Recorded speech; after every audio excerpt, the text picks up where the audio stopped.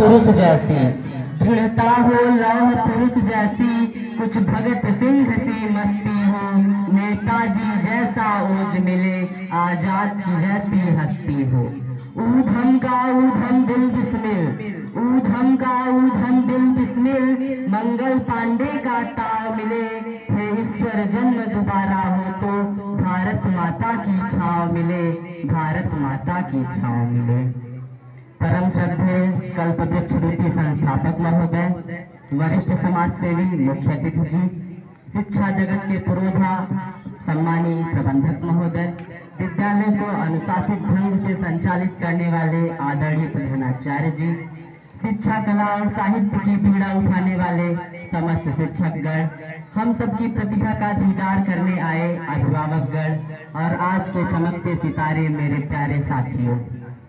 जैसा कि सर्वविदित है कि आज हम सब RSY इंटर कॉलेज में स्वतंत्रता के 77वें गणतंत्र दिवस के अवसर पर राष्ट्र को नमन करने के लिए एकत्रित हुए हैं। हमारे लिए यह परम गौरव की बात है कि ऐसे राष्ट्रीय पर्व हमें सचमुच ये याद दिलाते हैं कि हम सब विश्व के सबसे बड़े प्रजातंत्र में एक हैं और स्वतंत्र हैं। गणतंत्र, गणतंत्र तो प्रजातंत्र का ही स्वरूप है। हमारी प्राचीन संस्कृति में ऋषियों ने एक नारा दिया था, वसुधैव कुटुंबकम, अर्थात हमें पूरे विश्व में परिवार के रूप में रहना चाहिए, क्योंकि हमारा देश भारत गणतंत्र में भी प्रेम, अहिंसा, समानता और भाईचारे को अपनाया है।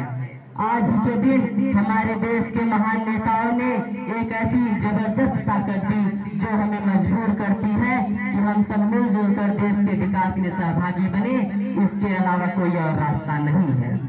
वास्तव में आज हम सब के लिए एक गौरवशाली दिन है। आज वह महत्वपूर्ण दिवस है जब हमें अपना नया और निजी संविधान प्राप्त हुआ था। दरअसल हमारे देश की सदियों की स्वतंत्रता की बेड़िया तो 15 अगस्त 1947 को ही टूट चुकी थी और ब्रिटिश हुकूमत से मुक्ति मिल गई थी।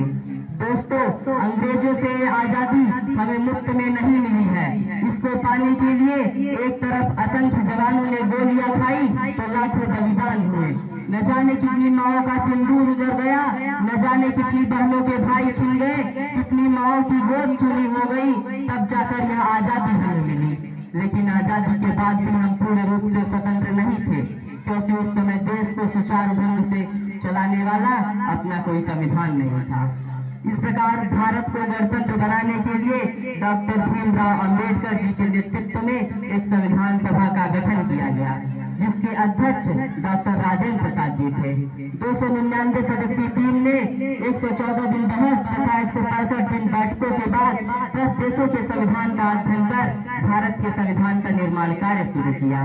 यह संविधान 2 वर्ष 11 माह 18 दिन में बनकर पूर्ण हुआ और जिसे लागू करने के लिए चुनी गई एक ऐतिहासिक तारीख 26 जनवरी 1950। 26 जनवरी 1950, क्योंकि इस तारीख के ठीक 20 साल पहले अर्थात 26 जनवरी 1930 ईस्वी में भारत ने लाहौर में अपना प्रथम स्वाधीनता दिवस मनाया था।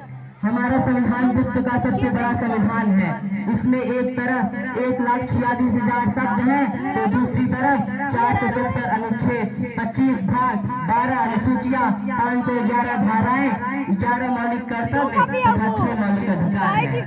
संविधान लागू होने के बाद हमारा देश भारत विश्व का सबसे बड़ा लोकतांत्रिक देश बना।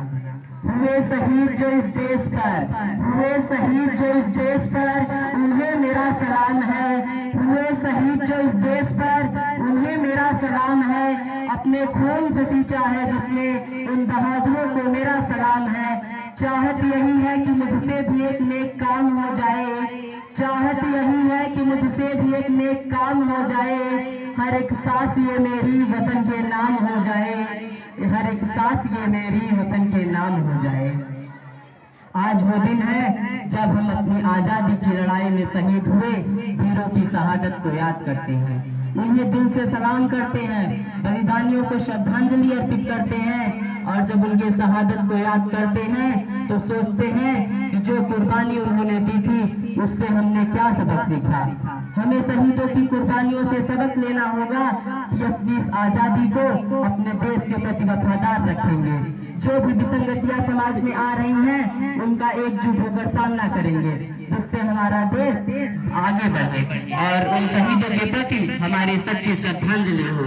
आज के दिन हमें याद करना है उन वीरों को जिन्होंने अपना सर्वस्व न्यौछावर कर दिया, उन वीरों को जिन्होंने अपनी जान दे दी ताकि हम आजाद और स्वतंत्र रह सके, उन वीरों को जिन्होंने अपने बलिदान से बनाया है भारत का संविधान और गणतंत्र, उन वीरों को जिन्होंने अपने खून से दिखाया भारत का इतिहास और भविष्य, उन वीरों को जिन्होंने अपने सपनों से सजाया है भारत का मान और शान, उन वीरों को हम नमन करते हैं, उन वीरों को हम सलाम करते हैं, गणतंत्र दिवस पर उन वीरों को याद करते हैं।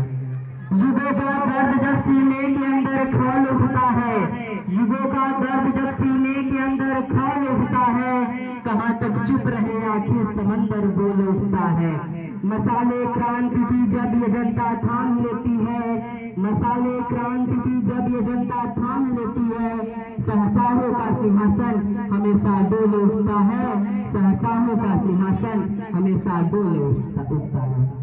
दोस्तों, झांसी की रानी से लेकर शहीद आजम भगत सिंह तक, चंद्रशेखर आजाद से लेकर महात्मा गांधी तक, इन्हें हम देशभक्त कहते हैं। परंतु अफसोस की बात तो ये है कि आज हम देशभक्त कहें तो किसे कहें। अपने परिवार, समाज और राष्ट्र के प्रति समर्पण है देशभक्ति, हर देशद्रोही के जीवन में आने वाला तूफान है देशभक्ति, अधर्म लोकता को पछाड़कर ईमानदारी से किया हुआ हर काम है देशभक्ति। एक पत्रकार अपनी पत्रकारी पूरी ईमानदारी से करे तो वो है देशभक्ति। एक शिक्षक बच्चों को आगे बढ़ने के लिए पढ़ाए, न कि वेतन के लिए। और आज का ये युवा वतन के खातिर दूसरों को मारने के लिए नहीं, वरन खुद को मरने के लिए तैयार है, तो वो है देशभक्ति।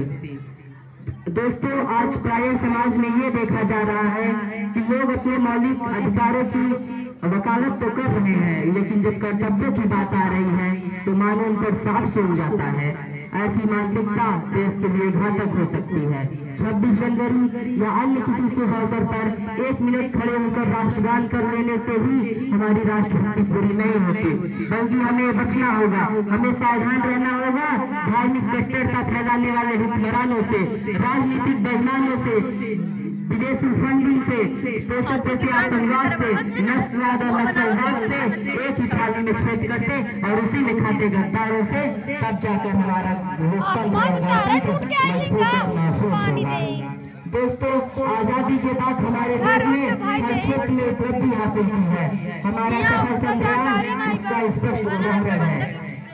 हमारी विदेशी निर्भरता घटी है, हम आत्मनिर्भर हुए हैं, लेकिन मनुष्य जीने का कायदा नहीं सीख पाया, क्योंकि आज हमारे पास राफेल तो है पर गरीब के घर में राशन नहीं, राफेल तो है पर गरीब के घर में राशन नहीं, तकनीकी तो है पर पर्यावरण की शुद्धता नहीं, समस्या हर बात से है पर समाधान देने वाली कोई जुबान नहीं। भले ही मनुष्य आज चंद्रमा पर पहुंच गया है, लेकिन धरती पर जीने का कायदा नहीं सीख पाया। इसका स्पष्ट उदाहरण है रूस व यूक्रेन का तांडव, हमास व इजराइल का विनाशकारी युद्ध, अमेरिका व वेनेजुएला और ग्रीनलैंड का संकट, भारत और पाकिस्तान का तनाव। दोस्तों, आज मैं ये तो दावा नहीं कर सकता कि हमारा देश सर्वश्रेष्ठ देश है, बल्कि ये अवश्य कह सकता हूँ कि हर नागरिक अपने कर्तव्यों का पूरी लगन व निष्ठा के साथ निर्वहन करे तो समय नहीं लगेगा जब हमारा देश विश्व की सबसे बड़ी महाशक्ति बन जाएगा। हमारे पूर्व राष्ट्रपति डॉक्टर APJ अब्दुल कलाम जी ने कहा था, यदि देश को भ्रष्टाचार मुक्त और महान बनाना है तो मुझे अच्छी लगती है वो सोसाइटी से जुड़ी हुई 3 चीजें जो इनमें बदलाव ला सकते हैं। वो है माता, पिता और शिक्षा। देश का नागरिक होने के नाते हमें यह सोचना चाहिए कि हम किस हद तक अपने देश को सफल बना सकते हैं। हमें स्वतंत्रता सेनानियों को नमन करते हुए यह शपथ लेना होगा कि अपने देश को भ्रष्टाचार और देशद्रोहियों से मुक्त बनाकर विश्व के शीर्ष पटल पर स्थापित करेंगे, जिससे हमारे वीर शहीदों की आत्मा स्वर्ग में भी आह्लादित होकर उनके प्रति हमारी सच्ची श्रद्धांजलि हो और उनके सपनों से भारत का निर्माण हो। आज देश को सोने की चिड़िया बनाना है, आज देश को फिर से सोने की चिड़िया बनाना है। देश पर जियो, देश पर न मिटो, देश पर जियो, देश पे न मिटो। देश की ये भूमि, ये धरा, ये धरती हमारी है, तो हमें ही इसे संभालना है, किसी और के भरोसे नहीं रहना है। अंत में अपनी गाड़ी को विराम देते हुए शहीद जो इस देश पर, हुए शहीद जो इस देश पर, हम आज क्यों उनको भूल गए। राजगुरु सुखदेव भगत सिंह, राजगुरु सुखदेव भगत सिंह फांसियों पर झूल गए। रानी झांसी आजादी की, रानी झांसी आजादी की विस्फोटक चिंगारी थी। ऊधम सिंह ने डायर को लंदन में गोली मारी थी। सबसे बढ़ के सुभाष बोस थे, सबसे बढ़ के सुभाष बोस थे, गोरे दहशत मान गए।